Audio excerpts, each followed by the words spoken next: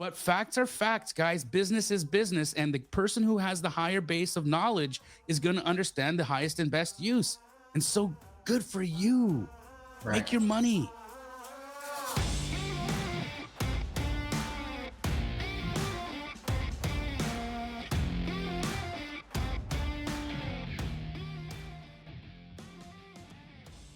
Hello. Welcome everybody to the Ethics of Wholesaling. I'm very excited, very honored to have this rockstar crew, these guests with me. My name is Brady Winder. I'm your host. I'm with the Carrot team, and we're going to be talking about the ethics of wholesaling and why we're going to be talking about the hard subjects and why wholesaling and wholesalers get such a bad reputation, and hopefully shed some light on a few people who are doing it really well and also making a healthy living while doing it. And so for quick context, if you missed part one, you can go back to listen to the Carrot Cast podcast. We did that on our Carrot Summit back in March. You can catch that whole conversation, but this is part two. We're just going to elaborate some more and talk about, things like, should wholesalers choose their salary? What are guidelines? Should we have more regulation? And we're going to educate people on how wholesaling works, and especially agents. We have a lot of agents, investors, hybrids in our audience, and we know you guys want to learn more too. And so we're going to kick it off, dive in. I'm going to moderate and let these beautiful people do the talking. That being said, welcome everybody. How's it going? Good. Amazing. Great. That's awesome. We're hanging in there. We got some East Coasters, some Central people. It's late in the evening here. Let's go around. Let's do some real quick intros, and then we'll talk about, we'll get into the ethics of wholesaling. We'll go left to right. Adam Mitchell from Texas. How you doing, man? I'm good, Brady. Thanks for having us. I'm Adam Mitchell, owner of Home Buying Guys here based in Dallas, Fort Worth. My partner Lance is on here with us. We wholesale. We are also agents. We flip houses. So we do all those three things. We basically cover our market is all of Texas and all of Oklahoma. So we focus on those two states. And we do a lot of wholesaling, especially in the virtual markets that we're not in, Houston, San Antonio, Oklahoma City. And we're doing about 80 transactions a year right now. And that's what we do. That's awesome, man. Well, thanks for joining. Keith Sant, Mr. Kind House Buyer from Tacoma. What's up? What up? Yeah. Well, you just introduced me. Yeah. Keith Sant, owner of Kind House Buyers, live up in Tacoma. And I wholesale, buy and hold, couple flips, not an agent. And I do a lot of virtual wholesaling. I got really good at marketing, and I do a lot of JV deals with people all over the country. Awesome. Jamil, what's up? Well, I'm the short version. I live in Phoenix, Arizona. I grew up in Canada and born in LA, so put that together. But I live in Phoenix, Arizona. I am the co-founder of Keegley. We are a nationally franchised wholesale operation. Currently, we are in 118 markets. We have 118 different franchises. Wow. And my corporate stores are located in Arizona, Florida, and Texas. Our corporate markets, we do on average anywhere between 60 to 80 transactions a month. And overall in our franchises, it's hundreds a month. So I'm got my finger on the pulse of how wholesale has evolved, how it continues to evolve. And I'm really excited to be here to talk about it. Awesome. And for quick context, we had this conversation on ethics of wholesaling back in March, like I was talking about. And right after that, I was like, man, we ran out of time. We got to finish the conversation. We could talk about this for days. And then it was probably a few days after that, I was on YouTube, and Jamil Damji pops up and it's on Bigger Pockets podcast, the ethics of wholesaling. And I thought, this is just perfect timing. So pleasure to have you on, man. Awesome. Thank you for having me. Absolutely. Christina, how you doing? Good. I'm great. Thanks. How are you? Doing good. Who are you? Where are you from? What do you do? Yeah, my name is Christina Kudlock. I live in the Phoenix market, but I do all of my I'm primarily a wholesaler. And our main market is in Los Angeles, but we're wholesaling kind of virtually. We'll do deals as they come, and we get random stuff in random states all the time. So yeah, happy to be here. That's amazing. One thing I'm just now realizing is that like everybody is from very competitive markets. We got Phoenix, Dallas, LA, Tacoma. Oh my goodness. Yeah. Lance, welcome, man. Good to see you again. Yeah. What's up, man? Thanks for having us again. And, Adam kind of hit the nail on the head on introducing us. So I'm Lance Doty, the other home buying guy. I always tell people I'm a little bit taller, a little bit chubbier than Adam. So they know which one I am on the logo. But no, only thing Adam didn't quite cover, and I think it hits ethics hard, is we operate the hybrid model that Carrot has coined that term and made it so famous. So when leads come in, we've got a team that makes my calendar, and from there, in Dallas Fort Worth, our main market. I'm the first line of defense of helping sellers make that decision, retail, wholesale. And so that's one thing about home buying guys. Adam didn't quite mention, we do lead and operate through the hybrid model. So excited to have this conversation through that lens. So I know it's something that Trevor, is, and Carrot's a big fan of.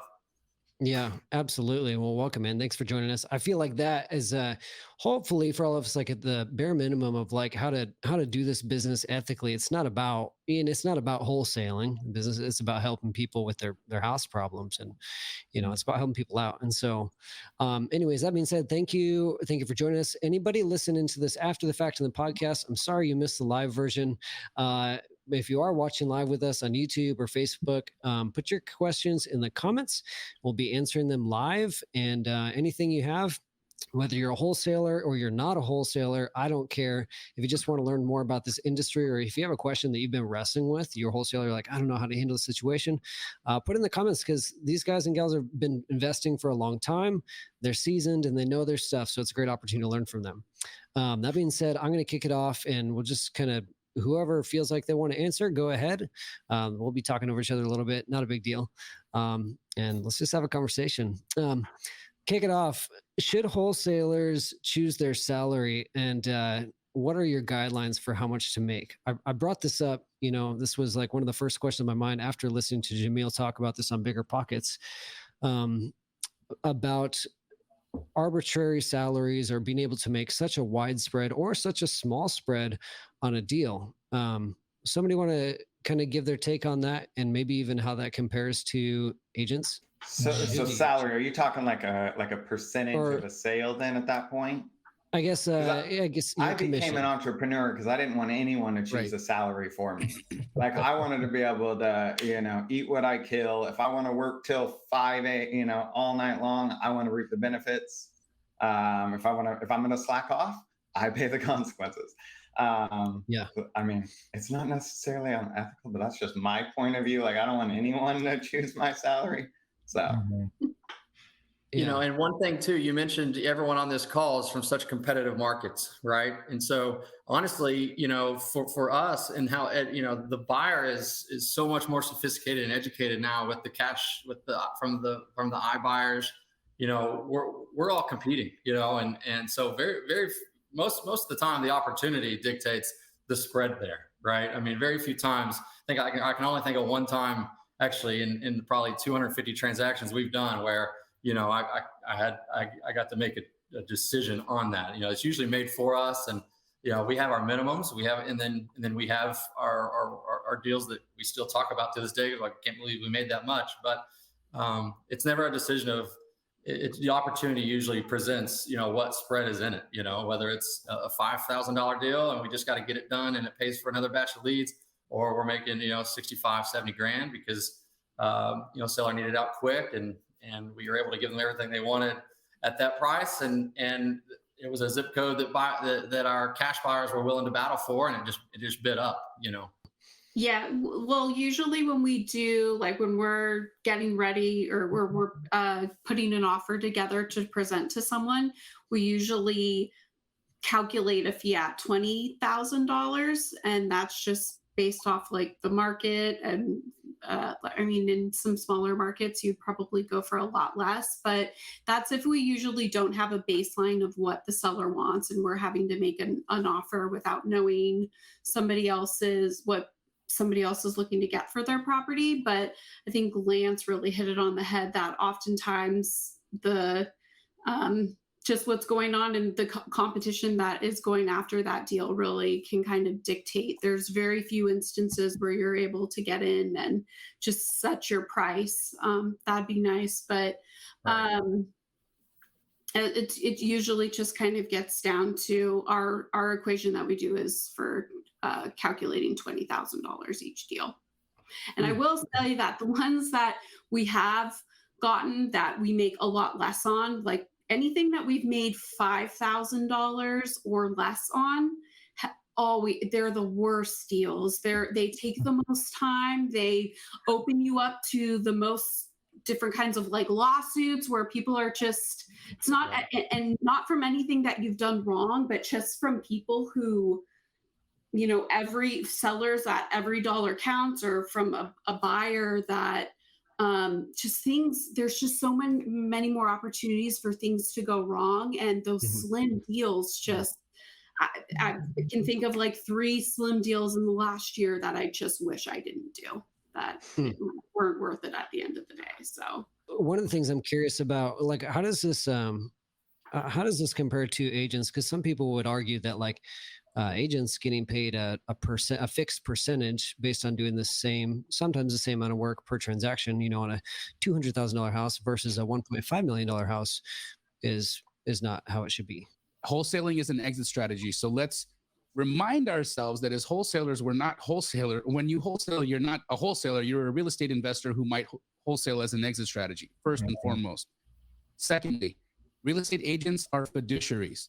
Okay, their job is to work as the fiduciary for whichever representative party they have in a deal. So you're a buyer's agent, you are a fiduciary to your buyer. If you are a seller's agent, you have fiduciary duty to your seller. And that's why they have these fixed percentages allocated to them, because their job is to get the buyer the best price possible and the seller the most money possible. That's their job, right? When I'm an investor, it's my job to make as much effing money as I can possibly make, because I have shareholders, I have staff, I have overhead. I've got things that I've got to do as a company owner to make money. That's why that's important. And so, no, I don't think it's at all. You can't take the two things and say they're the same thing. We're not brokering deals here. I'm an investor and I'm here to make money. Right. And I'm going to try to realize as much money as I can possibly make in a deal, because that's why I'm here. See, this is why I'm buying this in an LLC, because LLCs, they're formed to make money, not charities. I'm not buying this in a charity. I'm buying this in an LLC, in a company, in a holding company, whatever that is. I'm here to profit. And it's my job to profit as much as possible, not as minimum as possible, as much as possible. So with that said, no, I don't think it's at all sensible that wholesalers have a set fee, because we're not here acting as fiduciaries. We're here as principals in a deal whose exit strategy is to sell a portion of my potential for a quick exit. Yep. That's it. I like that. That's a good explanation. I got a question. If you could have your way right now and decide what the ideal scenario would be for like the balance of, I guess, the ratio of like agents and investors that there are in America, what do you think the best solution is for like buyers and sellers? Would you like to see more of a hybrid model like Adam and Lance are doing, where, you know, they do both? Or is it investors are going to win in the long term and everybody's an investor, everybody can wholesale as an exit strategy? Or is it, you know, maybe agents should get more creative and start investing? What do you think that looks like, or would you like to see it like 10, 15, 20 years from now? I mean, I personally think the hybrid model is the most efficient way to go. It gives sellers the most opportunity to pick a lane and figure out what's the best solution for them personally. And if you're able to, you know, to offer all those solutions to a seller, you're going to be the one that's standing at the end, you know, with the contract, you know, and you're going to be the one making the money. So, I mean, I think it's been great for us. You know, we don't necessarily lead with a cash offer. We lead with, what do you need? And let's see if we can help you get there.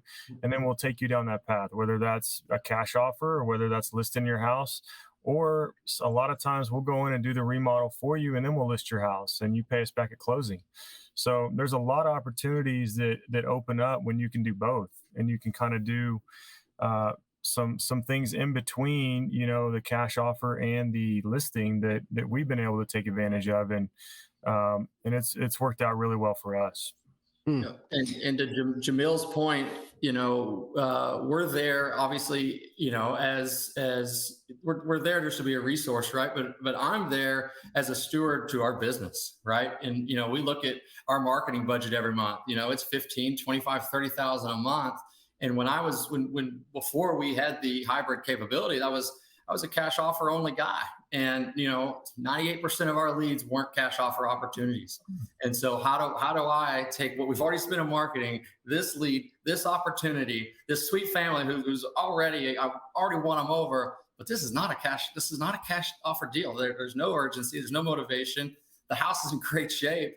They just don't want to use their brother-in-law as a realtor. So they called me, so how do I, as an agent and steward to our business, to keep this thing going another month, which that's how this thing started. It was just going a month at a time, and how do I cash out on this thing? And we that's when we added the retail side, because we felt the more options we gave sellers in such a competitive market, we separate ourselves.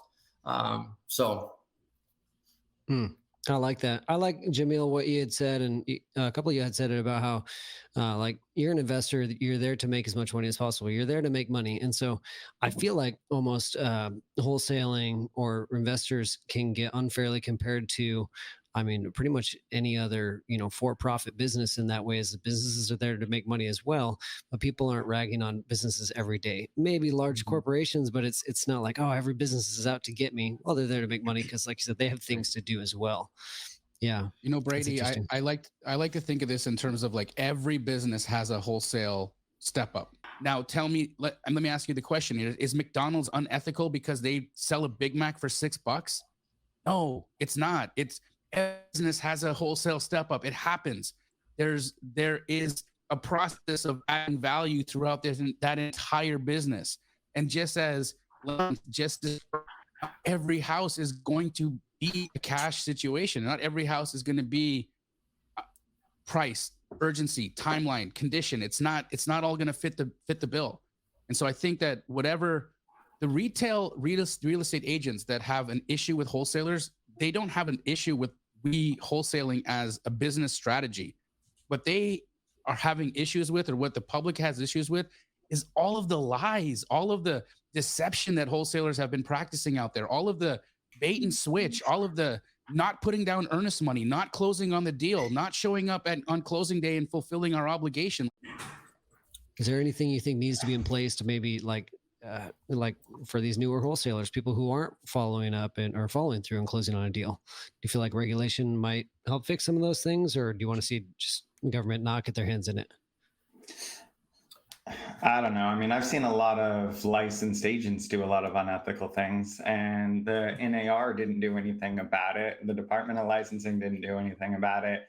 Their managing broker didn't do anything about it, right? Like, you got to have some type of incentive to actually, or some kind of teeth. But how would you regulate it? Like, at what point? Like, again, does it come to, like, choosing a salary?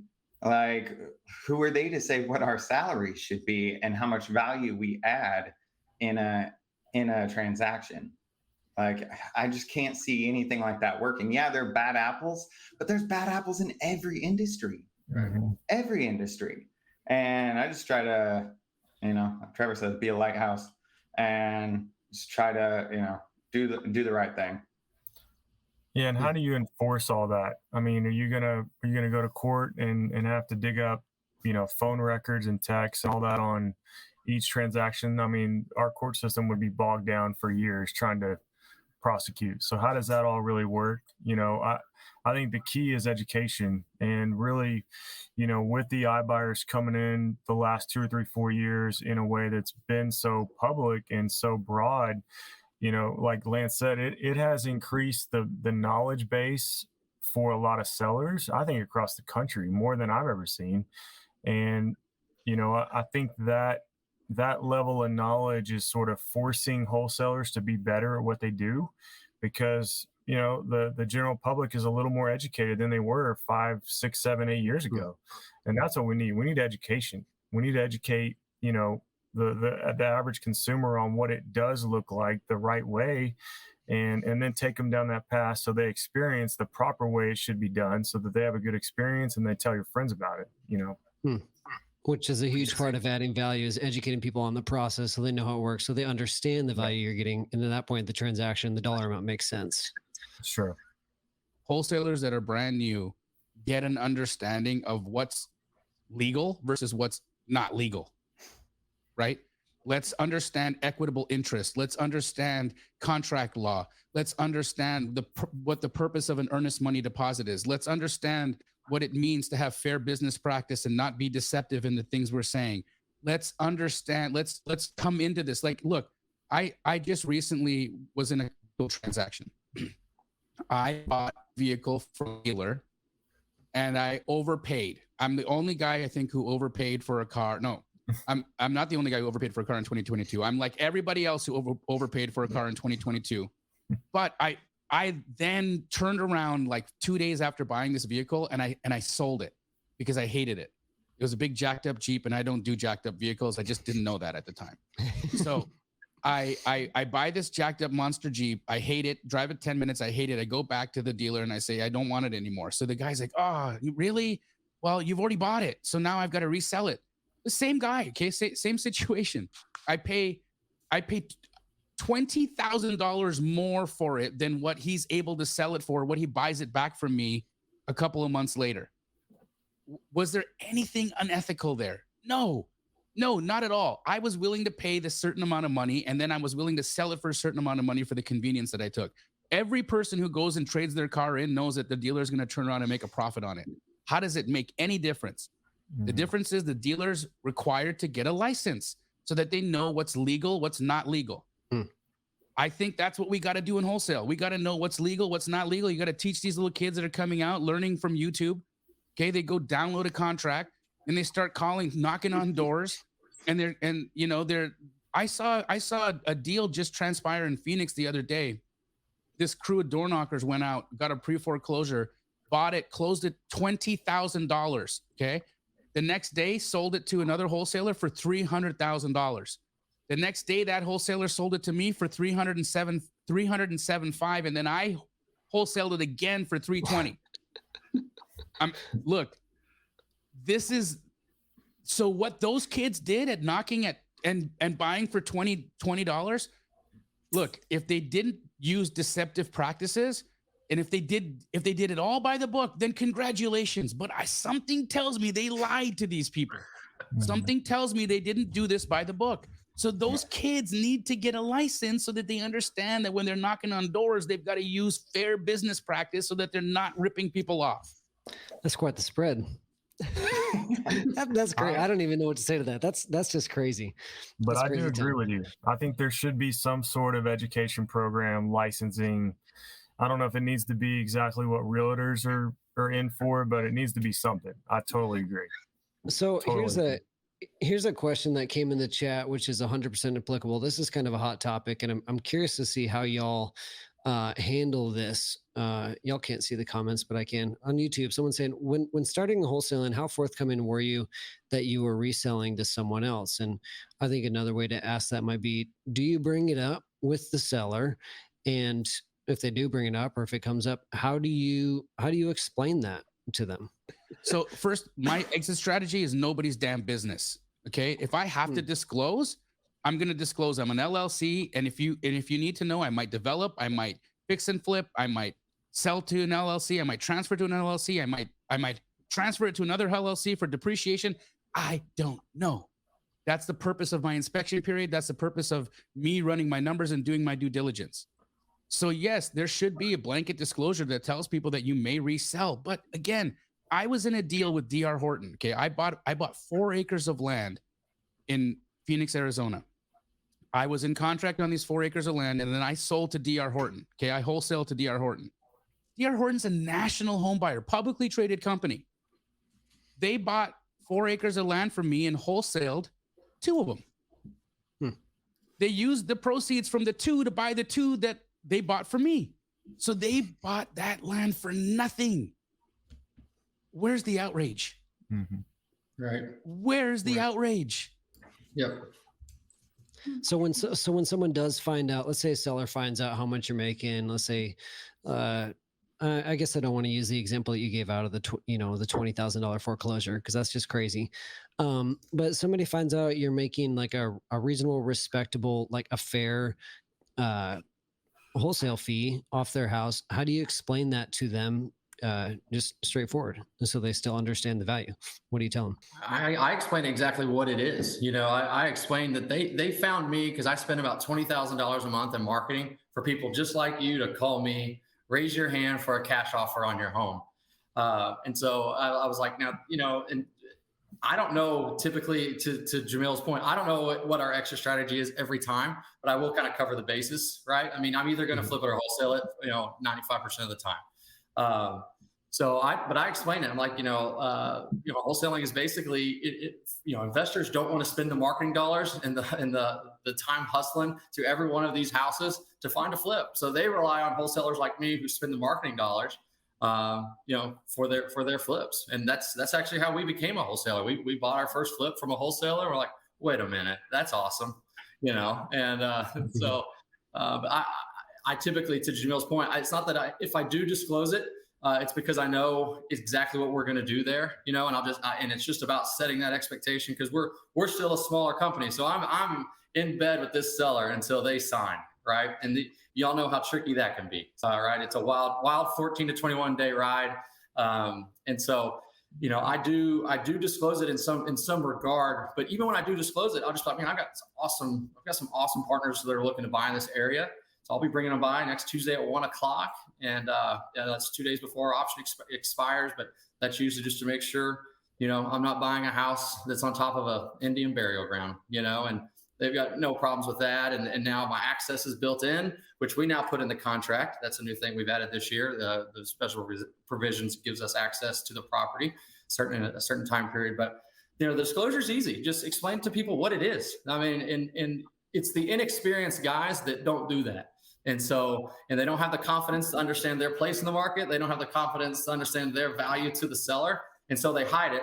And then that's the, then they buy it wrong, and then they back out, and then the reviews, and then the industry is where it is. But we just do it all up front. I think that's the simplest, one of the best ways to put it is like, you keep everything open and honest. Just tell them exactly what it is. Don't try and wordsmith it. Don't try and make it pretty. You tell them what it is. Or like Jamil, you said, well, I don't know. I don't know what I don't need to know. I might do something with it, might keep it, whatever. But if you're going to tell them, just say it straightforward. And when you write your contract, and you put, most of us here are in states where you have to write your name, whatever your buying entity is, and or assignee, and or nominee, or designated entity. Guys, I disclosed it in line 1 of the contract. Again. Yeah. Are you not reading this? It says Keegley and or assignee, meaning Keegley may buy this, they may assign it. First line of the contract, disclosure over, move on. Right. And we don't really, and correct me if I'm wrong, Lance, we don't get a lot of pushback on that. I mean, 3 or 4 years ago, we had probably more questions come up on what we were going to do and what the exit strategy. Those questions, maybe it's because you put it out there so early on that it's not an issue anymore. But I feel like there's less issue with that today than there ever has been. Is that accurate? Would you say? Yeah, the only time it's tricky, and I was going to bring this up, and I'll ask Christina because we've been talking all over her. But the only time that I ever get cornered on that question is if it's early in the appointment and I haven't really I haven't built rapport. I'm showing up to a situation that's way more competitive than I realize, and they just kind of want to brass tacks this thing, right? And they'll be like, "You're not going to wholesale this thing, are you?" And it's almost like not a fair question, because it's loaded. It's loaded for them because they're emotionally attached to wholesaling. So I will skirt around. I won't answer it directly in that regard, because it's not a fair question, because you're only asking it to try to disqualify or qualify me when I haven't even qualified you yet, really. So. Christina, do you get that a lot? Like, you'll show up, or you're setting an appointment, and they're like, are you going to close on this? And that's the only time. Now, if I have a contract, I have no problem disclosing all that. But if just seems there's a point in time where they try to put you on your heels with it. Yeah. And I don't know. That's the only time it comes up. Yeah. And sometimes when people use it's usually my experience when somebody is asking you, are you going to wholesale it? Especially straight, like right off the bat, it's like, oh, you've obviously had a negative experience with a wholesaler before. Right. So you can almost use it as a bonding topic too. Oh, yes. Like what happened? And well, it sounds like you talked to a shitty wholesaler, right? Like, and it gives you an opportunity to even build a rapport and see what their past experiences have been in with their house. But half the time I wouldn't say half the time, but more often than not, we are pretty straightforward that we are wholesaling something, and we almost kind of use it as a like a negotiation strategy. Like if you're going to get an offer from us, we're going to have to be a lot lower. But I do have a wide a network of other buyers who might be able to buy this a lot higher at the price you're trying to get. So that gives us a really just a clear pathway to let them know that we will, like, if we're going to do it at this price that you want to, it's still a price we know we can wholesale at, but it opens that conversation for like, okay, so just so you know, if we're going to do this, then we're going to be sending all of our buyers through, and it just sets a really clear understanding of how the rest of the deal is going to go, because that's a lot of just to answer the person's question before, talking about like when you're newer, how you're navigating that was for me like a huge issue too. It's like, well, how am I going to get all my buyers? And so if you just if that is where you're struggling at, then being upfront and honest about the fact that, yeah, I am wholesaling it, and that's why I do need access to the property, because especially if you're working with the seller that lives there, how are you going to get your buyers in, right? Without being straightforward right off the bat. Otherwise it just, it's going to create a mess later on in the deal. And you nailed it. When they're asking me that up front and that loaded, it's because they've had a bad experience. And that's exactly how I deflect is, why have you had a bad experience before, Mm-hmm. and we'll go into it. And I'm like, I'll be honest, I wholesale a ton, but here's how we would have handled that. Right. Exactly. And how you could do it differently and better. Right. There's a phrase in marketing called make your skeletons dance, the skeletons in your closet, and you're using what people would see as negative to your benefit and saying, hey, look, and just being open and upfront about it. And in this case, it's not the skeletons in your closet, it's the skeletons in the closet of the wholesaling real estate investing industry, and saying, hey, I like that, oh, you worked with a bad wholesaler. Well, you have me instead. Right. I like that. Sometimes it's not that they, oh, sorry. Sometimes it's not that they worked.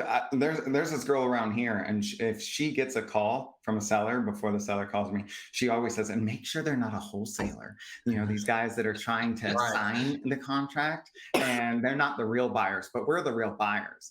And so then I've gotten calls like that, like, are you a wholesaler? And oh yeah, we talked to so-and-so over at Homebest, or we buy the houses. And I'm like, a wholesaler?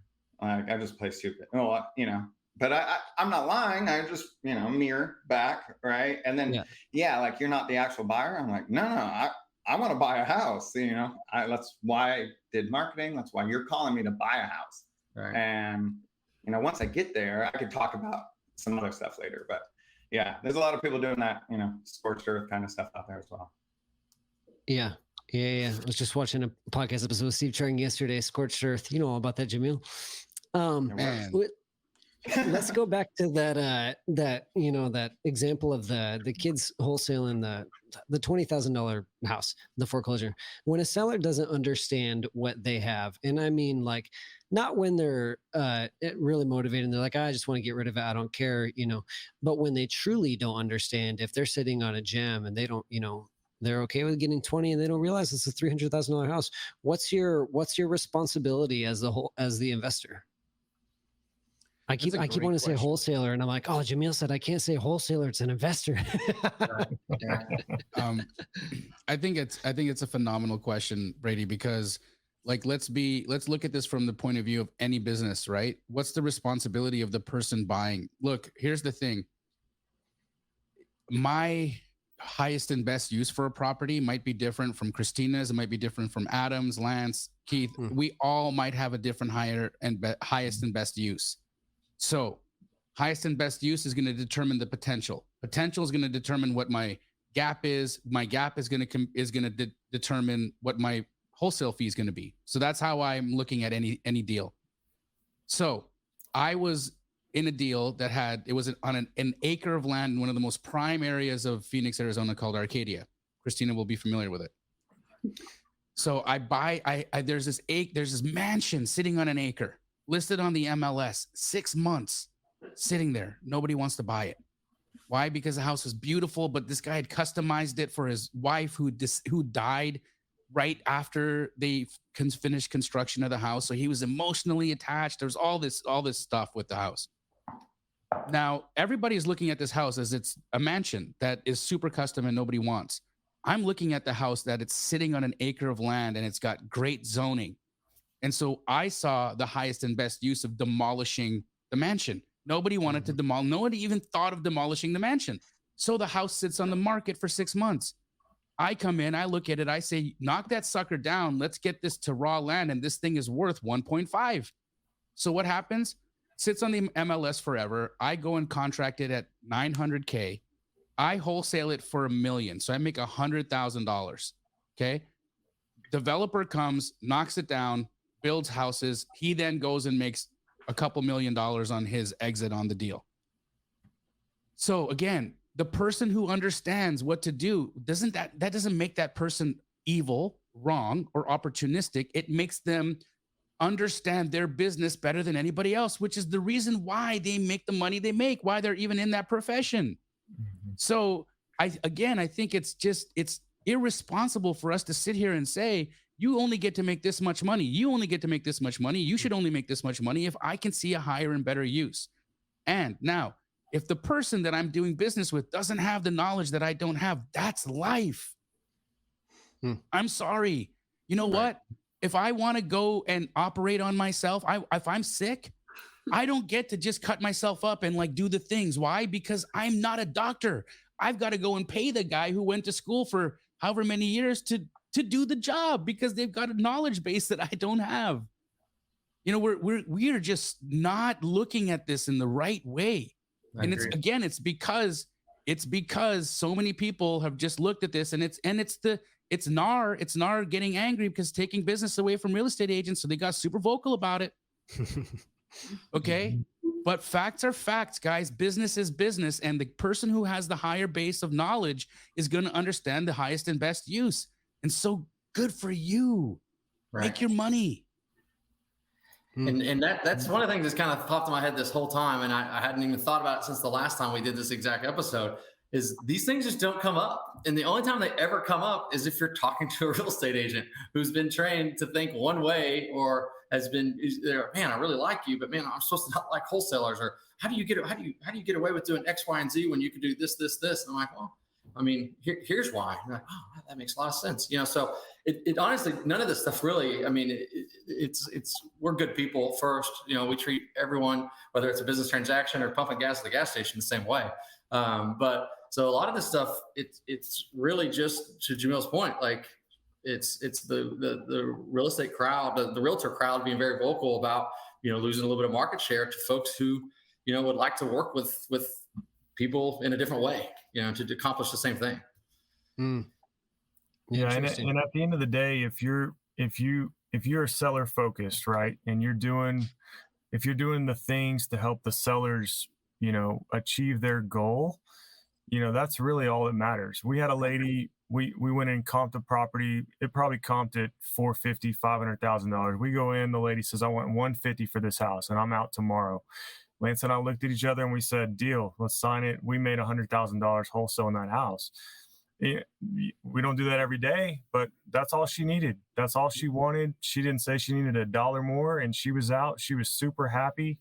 I think she's given us a referral, and we made $100,000 on it. And it just is what it is. We knew what we were at, and we helped her get where she needed to go down the road, and everybody wins. And that's what we're looking for, is our opportunities for everybody to win.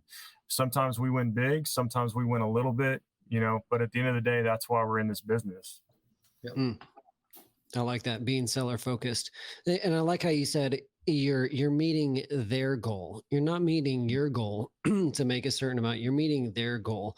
And so, like Jamil, in this case with the mansion, it sounds like their goal wasn't to make as much money as possible. It wasn't get me the highest dollar amount. It was like, probably needed to get rid of this thing. This is an issue. They need it gone.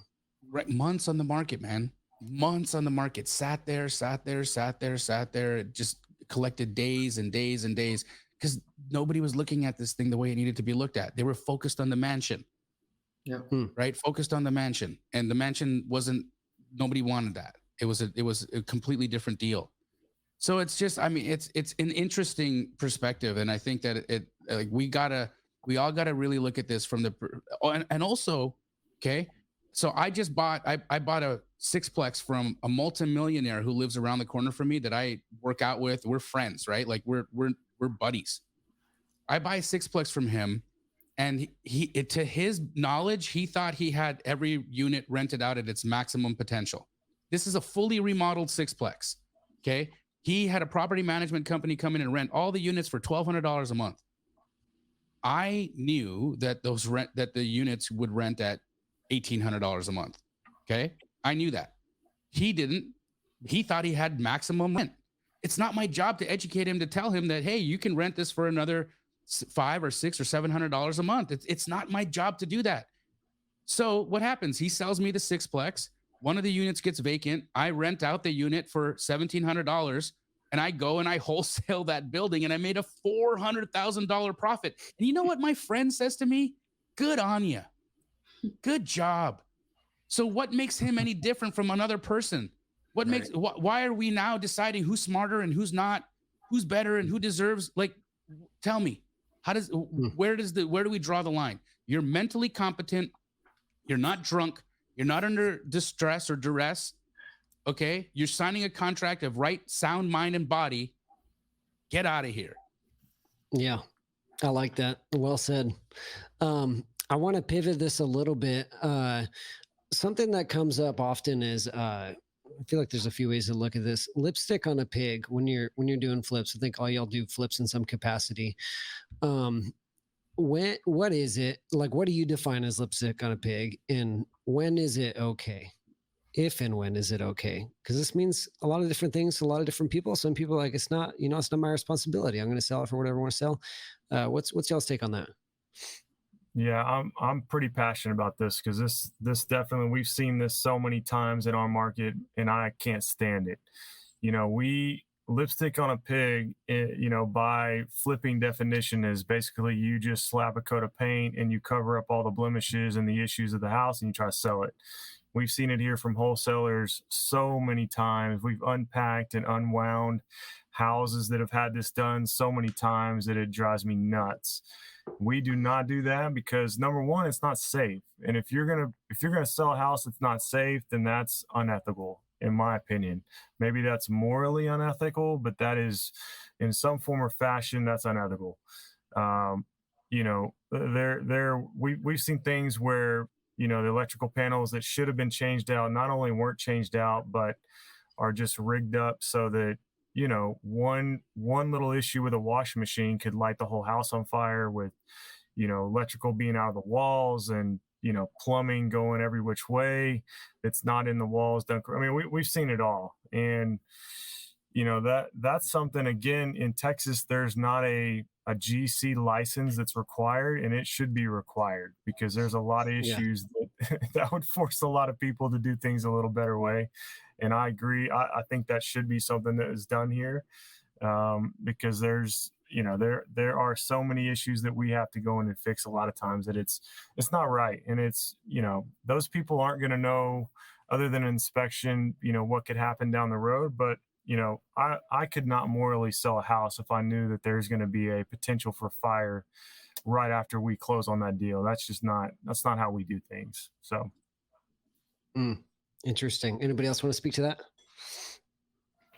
Yeah, I'm with Adam. Like, I'm not gonna, make a problem for someone else down the road if I know about it, right? Like, if I don't know about it, stuff happens. But if I knowingly know there's an issue and I don't disclose it, like that's not ethical. I mean, the only time you ask like when it would be appropriate, like for lipstick on a pig, I mean, if you're going to hold it as a rental and there's no real safety, like you actually own it, you're going to take care of these problems over time.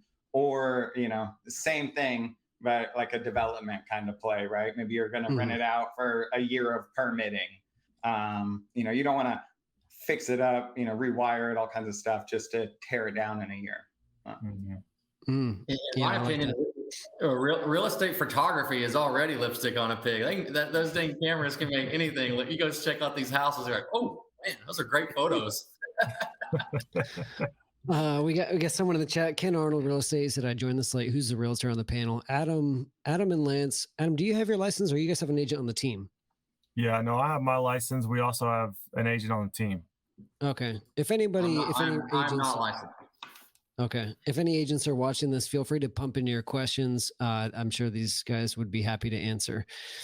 Brady, I've got a little comment on the lipstick on a pig thing. So I'm a fix and flipper. I have a fix and flip television show with Pace Morby on A&E called Triple Digit Flip. We do really, really high end, crazy fun remodels, and we go all out on them. And we always are looking at, how do we maximize profits, of course, but really maximize design, maximize functionality, really, really give the buyer something special here. Fantastic. And our competitors are the people who do lipstick on a pig. So when we're on the market, people are looking at this product, they're looking at my product, and they're similarly priced. And then the buyer has the option to say, I like this pig in a dress, or I like this gorgeous house. But again, that's why you have property inspectors. That's why you have all of these checks and balances throughout the escrow process for a retail buyer, where they get to decide and make educated decisions based off of what comes through reports, what comes through their inspections, what comes from all of the due diligence that they're required to do, that their agents are required to help them do. That's the things that need to get checked off, right? It is not, look, Adam, I totally disagree with people putting crap product on the market that's going to burn down and hurt people. Like that's terrible. Right. But let's just say this. You said, what's lipstick on a pig? I say that's me dressed up in a tuxedo. Okay. Here's what's up. You can put me in a cocktail event. Okay. And I'm in a tuxedo. And then you go put a person who's like got, an Adonis body in a tuxedo. And then people might say, yeah, these guys are pretty similar. One's a little chunkier, but they got great personalities, whatever. I like them both.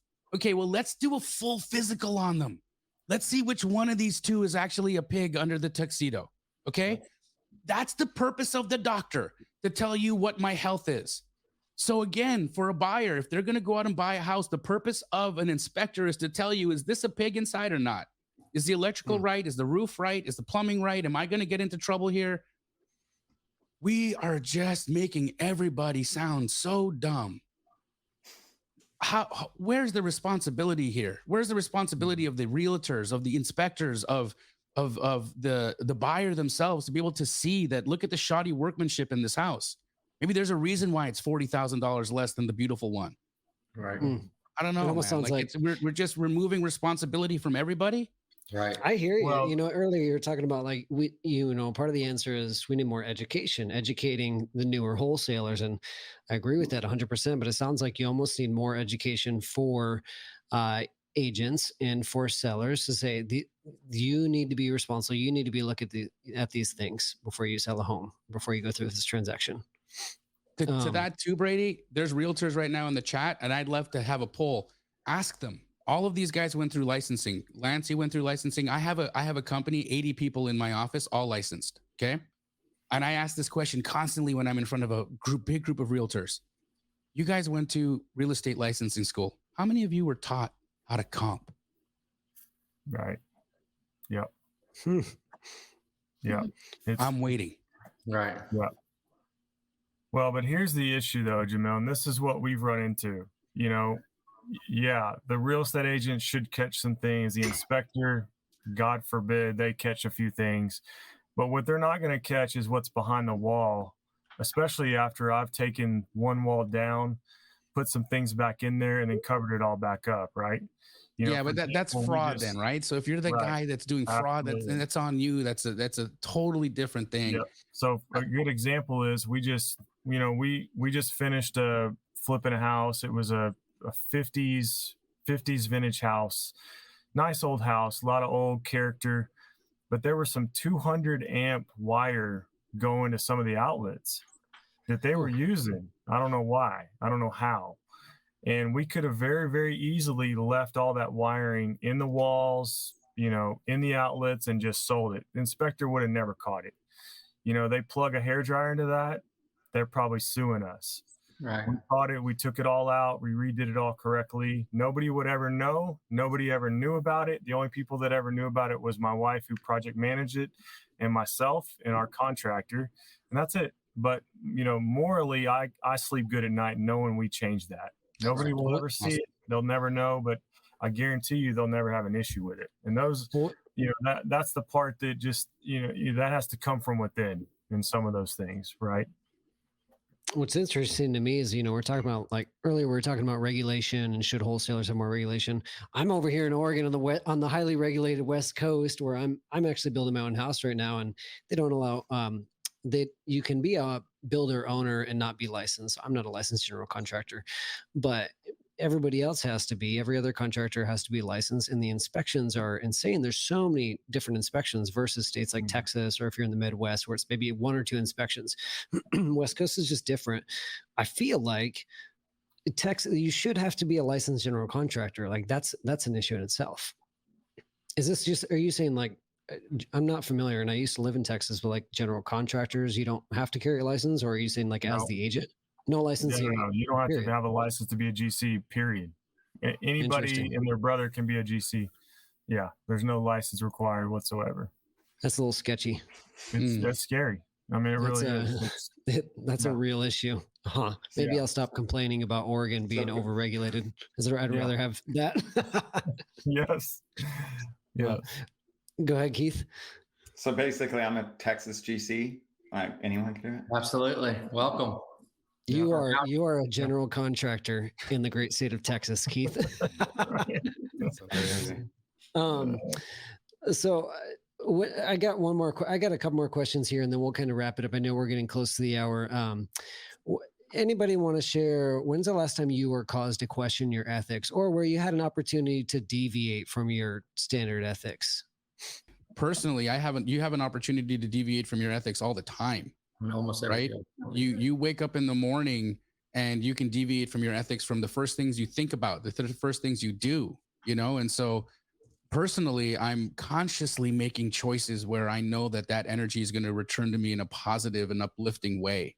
Right. And that's just it. Right. So I'm looking at myself, and I'm looking at the way that I'm operating in the world and the way that I'm interacting with people in the world. And this isn't just going to be in a business. This is going to be from like how I'm treating my wife from the moment I see her, how I treat my children, the way that I treat my pets, the way that I treat the people that I see on the way to work, the homeless people on the side of the road, the gas attendants, all of them. I mean, ethics is not just about how I make a dollar. Ethics is about like who I am as a human being, and like understanding that how we move in the world has an energy associated with it, and that we are responsible for that energy. And then by being responsible for that energy, then when you receive energy back to you, you understand that you're the one who put it there. That's it. Yeah. Can't say that any better than that, Jamil. That's fantastic. Yeah. Boom. Yeah, and you know, we're at a point with our business where we're growing so fast in terms of lead flow that all of our systems are breaking right now. So everyone's kind of ping ponging all day. We're trying to get it all. It's a great problem to have. It's a problem every business goes through. If you make it that far, right? And you know, I've got and I couldn't have more seller issues right now. I'll be very frank with you. You know. And I get a call Friday night from a lady who we, you know, had under contract, trying to close her this week, actually close it tomorrow. And she calls me from Wi-Fi McDonald's, and that's the only way her phone works. It's 105 degrees outside. She's like, just let you know, my electricity's off. So if you need me, text me, and I'll come back to the McDonald's once a day, and I'll check my Wi-Fi, and I'll get back with you. And I'm like, I mean, this lady's 75 years old. And I'm like, oh my God, like, Sherry, what do you mean your electricity's off? I was like, you don't have air conditioning. No, it's fine, Lance. You've done so much for me in buying my house. Let's just get this thing. I was like, hold on. How do we fix it? You can't not have air conditioning, Not in Texas. And so, yeah. And so, as bogged down as I was, and we are as a company, and so, and I'm a father of teenagers, and got weekends that we try to make. We all try to operate inside of this beautiful business, right? I drove immediately, got $400 cash out, and here, sign this document. We'll take it out of closing, but let's get this paid. And that's the things you don't compromise as a human being, right? And it's not about bragging that home buying guys, it's $400, whatever, but it's in you, just like Jamil said. And I'm very proud of how we operate our business. We don't win every deal. We don't, but everyone that doesn't choose us is missing out, and some transactions, it's just business. There's no chance to really help anybody. It's just, let's just move on, but we're never not going to be the type of guys that will stop down to help folks. And I think that's the biggest misconception of, you're talking ethics, is that because we're buying at a for-profit basis, at a for-profit price point, that we're not taking sellers, goals for their liquidation of their property into mind. I mean, that's where we start. And then I show them on my iPhone calculator exactly where I need this property and how I can fit this price into you achieving your goals, and that's all wholesaling is. And I wish people saw how our living room conversations go, especially the folks that are against it, because it's very fluid. It's very ethical. It's something I'm very proud of. I've sold everything you could sell under the sun. I'll be a sales guy until the day I die. I've never been able to change or impact someone's life the way I've been able to through wholesaling real estate. And Jamil, we're looking for a show. We're looking for a wholesaling show. So I think we can feature Lance and do well, Jamil. It's interesting you say that, because I have since the success of ours, we've become very close with our executive vice president at A&E, and I've opened the door to like 4 others that are all now in development, becoming television shows. So if you guys are really, really into it, reach out to me and I can open doors. Yeah, let's chat. Let's chat about it. Crystal and Dedrick Polite, also Carrot customers of ours. I believe they were incredible people, man. Oh, they're awesome. I love those people. I got 2 questions. One of them, let's make this one really fast. I want to do this just to respect the chat and thank people for being engaged. We'll answer this one real quick, more of a technical one. And then I got one question anybody can answer. We can talk about this as we close it out. Dogalicious. I love your YouTube username, Dogalicious, 2 words. He said, I wanted to ask how the double close work. Does the buyer normally meet the seller before closing? I thought that was the point of the double closing. I think there might be a little confusion there, but I think what this question it really is like, how does it work for if my end buyer's funds are going to close my A to B contract? I think that's what we're trying to accomplish here. Is that you guys' understanding what the question is? Yeah, I think so. Yeah. All right. And so how that works, man, if it's legal and doable in your state, is it's just a pass through. It's pass through escrow. So your B2C escrow, they acknowledge that their funds are going to be used to close your A to B. Your A to B acknowledges in a document they sign the title that the funds are coming from another escrow. It's really that simple. It's 2 separate files. The people that are a party to the A and B contract should never meet the people that are a party to the B and C contract, other than the fact that there's 2 letters that are the same, right? So the B and the B are going to be in both contracts. If that makes sense, the person buying in the first is going to be the seller in the second. But beyond that, A and C never meet. Well, thank you. Last question here. Anybody feel free to answer this. We can talk about this for a minute as we close it out. We're talking about, newer wholesalers and, the industry needing more education. I want to set like expectations for new wholesalers. And so my question is, how do you want to see this industry aspiring others to get into this business? Like how does that work? And then or what does this industry need to make it better? Like, how do you want to see the wholesale and real estate investing industry elevated? What does that look like to y'all? Well, in my opinion, it just needs home buying guys in every market. I mean, we'll take it over. We got this. I'm gonna patent the home buying guys business model. Just You got to sell franchise it, guys. I'll talk to you about that too. Right. We're talking about Yeah, that. yeah.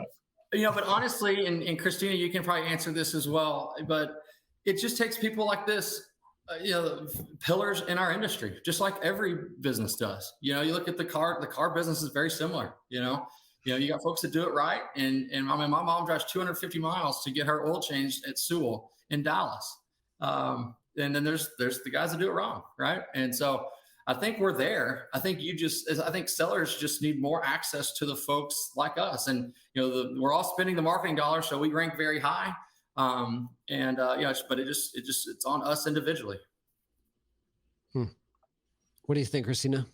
Yeah, well said. I mean, there's, like Keith talked on earlier, there's bad apples in every industry. And I think the fact that the internet is where a lot of people go to sell their house now too, and they can see reviews. There's information out there that leaves a trail. If you're doing poor business and screwing people over, it leaves a trail out. And, I think it's really gets down to homeowners needing to do their due diligence so that they know that they're working with somebody who has a track record of treating people right. Then,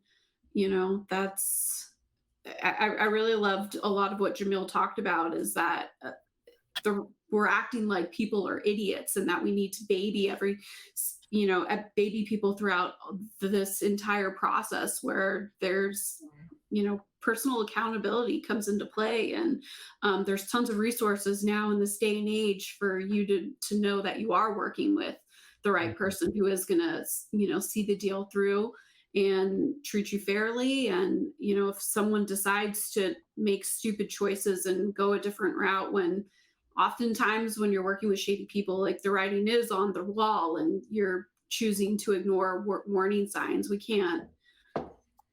People got to be free to make their own decisions. So, Anybody else? I want to add a little thing here for anybody new. If you guys are new and you're getting into wholesale, guys, do yourselves a favor and just learn how to underwrite before you go out there, before you start talking to sellers, before you start, messing around with contracts, before you do anything.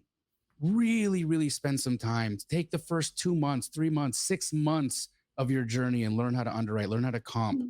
Learn how to comp, learn how to comp, learn how to comp, know what potential is, know what forced appreciation is, learn the difference of a buy and hold investor's exit strategy and a fix and flip investor's end goal. Understand these things, learn underwriting.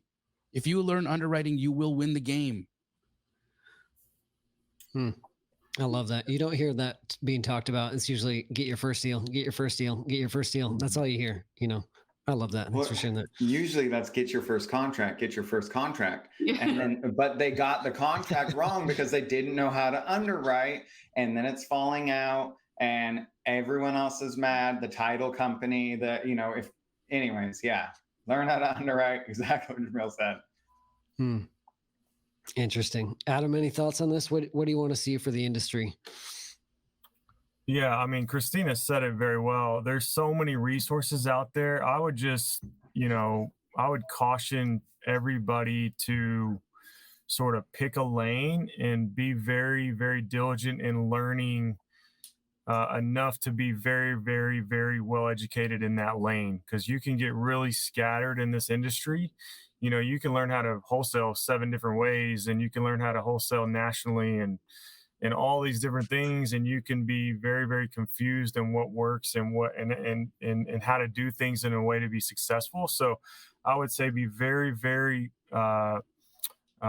targeted on what you want to do, and then learn that process so that you're an expert at that one thing. And like Jamil said, learn everything you need to learn about that.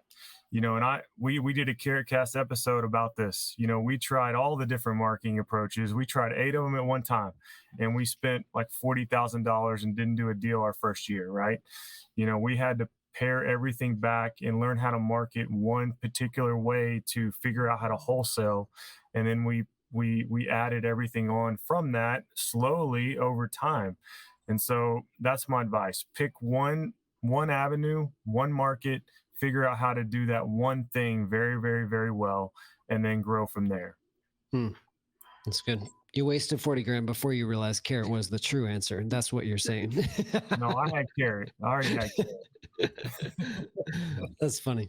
All right. Well, Monica has a question. Maybe one of y'all can answer this in the chat since we're out of time. Wholesalers collect sellers. Should wholesalers collect sellers' disclosures and pass them on to the end buyer? I do acquisitions for my employer, and he wants to avoid disclosures. Thoughts? I mean, if you're not an agent, there's no reason to get a disclosure. You're buying it as is for cash. You're doing your own inspection. Why would you need a disclosure? You know, there's no reason for it, personally. If you're an agent, it's a whole nother story. That makes sense. Cool. Well, thank you for answering that, Adam.